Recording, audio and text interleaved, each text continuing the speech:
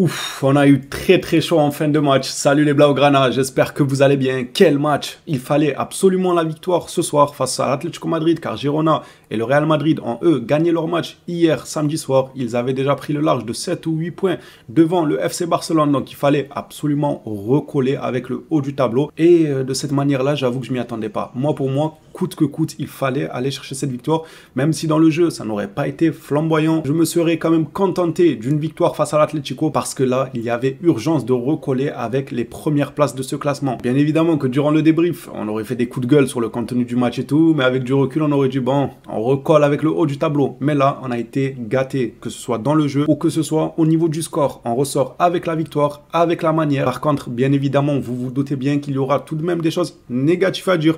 Cette fois-ci, pas forcément envers le coach, mais plutôt visé envers les joueurs. J'avoue que c'est assez rare. Souvent, on tombe beaucoup sur le coach et très peu sur les joueurs. Moi, j'estime que c'est à juste titre quand on tombe sur le coach. Et là, j'estime que ça va être à juste titre de tomber sur certains joueurs. Vous me voyez déjà arriver. Je vais directement rentrer dans le vif du sujet de ce match. Lewandowski. En fait, je comprends pas. Autour de lui, il a des joueurs de ballon. Mais lui, c'est plus un joueur de ballon. Lewandowski, il te faut quoi? Au bout d'un moment, j'ai été l'un des seuls à le défendre depuis tout ce temps en disant qu'autour de lui, ça ne joue pas au ballon, que c'est quelqu'un qui a besoin qu'autour de lui, ça joue au ballon. Aujourd'hui, autour de lui, ils ont joué au ballon. Lui, je sais pas ce qu'il faisait. Il faisait de la natation. Je sais pas ce qu'il faisait avec ses gros souliers. J'arrive pas à reconnaître Lewandowski. J'ai envie de dire que Vitor Roque va faire énormément de bien à ce collectif et surtout mettre une pression à Lewandowski. Comme je l'ai dit durant mes vidéos actualité, il va lui dire moi je pousse derrière toi, j'ai la dalle, j'ai encore rien vu dans le milieu du football, j'ai des trophées à aller chercher, que ce soit individuel ou collectivement, il va lui mettre une pression. Et là, c'est soit Lewandowski, ça lui fait l'effet d'un choc et il se bouge, soit il n'arrive toujours pas à mettre un pied devant l'autre. Et là, ça voudra malheureusement clairement dire qu'on est sur une fin de carrière pour Lewandowski parce qu'aujourd'hui, je trouvais le collectif au top du gardien à l'attaque, sauf un dans le trio de l'attaque. Lewandowski pour moi a été en dessous. Mis à part ça, dans le contenu, j'ai énormément apprécié ce FC Barcelone. On reviendra un peu plus tard sur les choses négatives du match, mais parlons du positif. Qu'est-ce que c'était excellent. Dès l'instant où on a vu la composition du match, ça respirait le football directement. Non, mais vous avez vu le milieu ce soir. Vous saurez même pas me dire qui était 6 ce soir. Qui était le 6 du FC Barcelone? Tellement les trois, ils se tournaient autour. On ne sait pas qui est 6, qui est 8, qui est le deuxième 8. Bon, selon moi, Frenkie de Jong a quand même été plus bas que les deux autres. Un bon moment du match, mais en réalité, ils s'alternaient. Des fois, c'est Frenkie qui montait, Gundogan qui descendait, Pedri qui descendait, Gundogan qui montait. C'était incroyable. Ça a perturbé le milieu de terrain de l'Atlético Madrid. J'avais l'impression de voir 3 agents de sécurité. Nos milieux, c'est simple. C'était 3 agents de sécurité qui faisaient des rondes, en fait. Des fois, c'était Frenkie de Jong qui allait voir si tout allait bien sur le terrain là-haut. Des fois, c'était Gundogan qui allait faire sa ronde de sécurité. Des fois, c'était Pedri, mais on s'est régalé. Comment ils alternaient entre eux. Je monte, tu descends, je te la donne, tu me la remets. On s'est régalé. Ça faisait longtemps que j'avais pas pris autant de plaisir en regardant un match du FC Barcelone. On est rentré avec du caractère sur le terrain. On est rentré avec de l'envie sur le terrain, avec de très bonnes occasions et surtout une justesse technique qu'on n'avait pas vue depuis longtemps. C'était très fin techniquement, que ce soit dans la passe, que ce soit dans la prise de décision, que ce soit dans le fait de bouger aussi pour proposer. Chose qui me déplaît énormément souvent avec ce Barça-là, c'est que une fois que la personne fait la passe, bah c'est bon, il se sent plus concerné par l'action, il a fait sa passe, il est tranquille de son coin. Non, bouge, propose.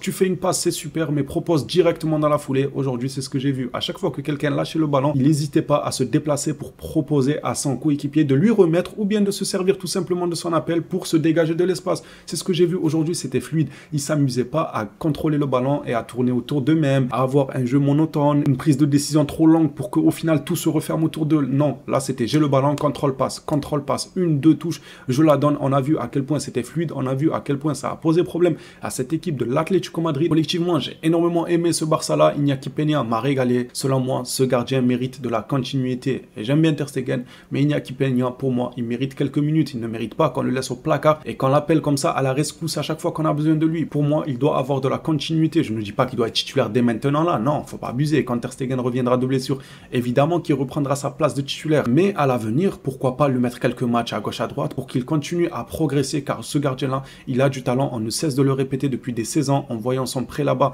du côté de la Turquie. On le disait déjà que le gars là, il a du potentiel. C'est un excellent gardien. Il nous l'a montré encore aujourd'hui en allant chercher le superbe coup franc de Memphis Depay. Il l'a sorti de nulle part et pardonnez-moi, je sais pas si Ter Stegen aurait été capable, mais on va pas blâmer Ter Stegen, on va le laisser se rétablir tranquillement de sa blessure. Sincèrement, il m'a fait énormément plaisir, notamment aussi sur l'action de Correa qui il allume du droit, ça va directement sur son torse. Il n'a pas eu froid aux yeux, il est resté face au ballon, les bras écartés, prêt à accueillir le ballon n'importe où. Tant qu'il couvre la cage, c'est pas un souci de recevoir le ballon sur la tête. Le collectif m'a fait plaisir. Si je devais m'attarder sur une individualité, franchement, je ne saurais pas en choisir un parmi eux tous parce qu'il y en a beaucoup qui m'ont fait plaisir. J'ai bien aimé la défense, même si en fin de match, on y reviendra, on a pas mal souffert. J'ai énormément aimé ce milieu de terrain là, Gundogan, Pedri, Frenkie de Jong. Comme j'ai dit, pour moi, c'était 3 agents de sécurité qui faisaient des rondes, les gars, pour lever le doute, pour voir qu'il n'y a rien qui se passe sur le terrain d'anormal.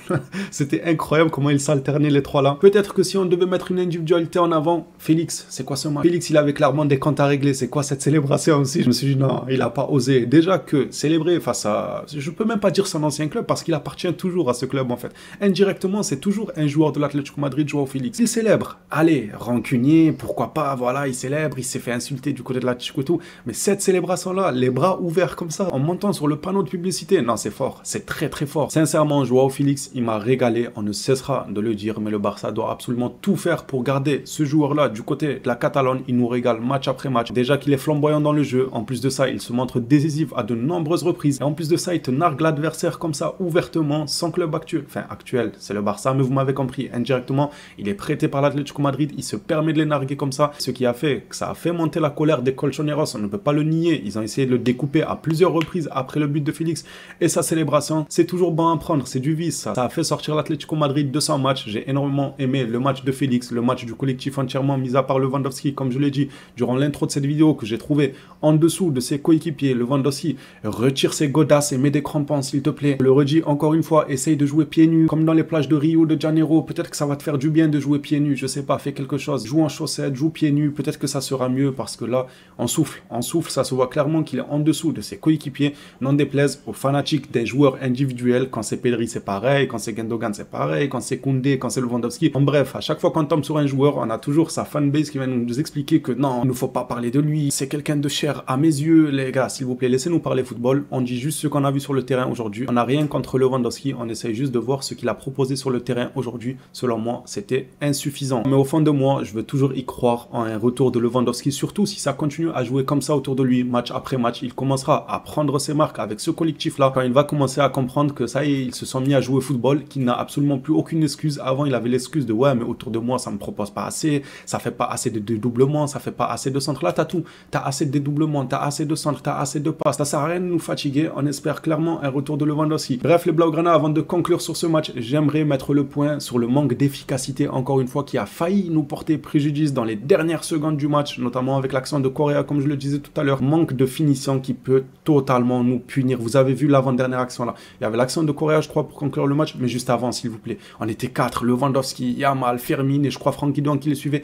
4 contre un défenseur de l'Atlético Madrid. Ils ont mal joué leur coup. Yamal, il aurait pu y aller tout seul. Il aurait pu temporiser un tout petit peu plus pour faire une meilleure passe à Fermin. Fermin, il aurait pu faire une meilleure décision. En fait, tout le monde aurait pu mieux faire, mais ils n'ont pas mieux fait. Je comprends pas. Le manque de concrétisation, je sais même pas si je parle français, je sais même pas si ça se dit, mais vous m'avez compris, on ne concrétise pas assez. Ça peut clairement nous jouer des tours parce que là, on faisait un match excellent, on s'est fait peur pour rien du tout en fin de match. Ça, c'est un match, normalement, il y a déjà 2-3-0 à la 70e minute. Facilement, les bras croisés, tu finis ta fin de match en toute tranquillité. Mais vu qu'on manque d'efficacité devant la cage, quand on rate beaucoup d'occasions, on se fait toujours peur en fin de match. S'il y avait quelque chose de négatif à dire sur ce match-là, qui selon moi a été un très bon match, très très bien maîtrisé de la part du FC Barcelone, c'est cette fin de match-là qui est trop récurrente à mon goût. On revoit ça trop souvent cette saison, le Barça qui se fait peur, car ils n'ont pas conclu leurs occasions. Quand le Barça réussira à conclure ses occasions, je pense que ça va en choquer plus d'un. Je pense que ce collectif-là, quand il réussira à concrétiser ses occasions, ça va en choquer plus d'un. Je crois bien que ça va être un rouleau compresseur qui va rouler sur tout le monde. Maintenant, il faut conclure, parce que c'est bien beau, avec des si, ouais, si on concrétise, on va rouler sur tout le monde. Maintenant, il faut bosser pour conclure, et j'y crois. Voilà les phénomènes, ça sera tout pour moi pour ce débrief. J'attends vos retours dans les commentaires. Qu'en avez-vous pensé? Est-ce que, comme moi, la célébration de Joao Félix vous a fait plaisir? Oui, on est des toxiques. La célébration de Félix, elle m'a fait plaisir, surtout face à l'Atlético. Il n'y a pas d'état d'âme qui tienne. J'attends vos retours sur le match, le contenu du match. Qu'est-ce que vous avez aimé? Je pense que pour la plupart, on va tous être d'accord pour dire que le Barça a maîtrisé son match, mais les 10-15 dernières minutes, attention à ne pas se faire peur bêtement comme ça. Quand tu as maîtrisé tout un match, par faute d'avoir concrétisé les nombreuses occasions que tu as eues. Les Blaugrana, on s'attrape à la prochaine vidéo sur le Barça. D'ici là, prenez soin de vous les phénomènes.